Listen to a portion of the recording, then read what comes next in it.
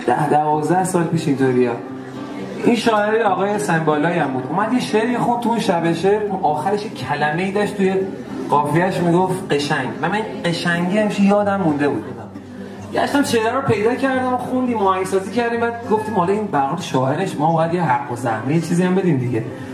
یه پیرمرد بوشهری خوش، گفتم که حالا ما این تقدیم کنیم خدمتتون هر چه حق و زحمه است. با اون صدای دورگه گفت که بوا، یعنی بابا ما هیچی نمیخوام، فقط قشنگ بخونش. قشنگ خیلی داستانش دارم، خودم خیلی جالب و خیلی دوستش دارم. ای گل دائم بهارم،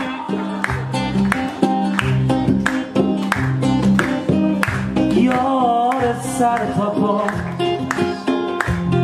قشنگ،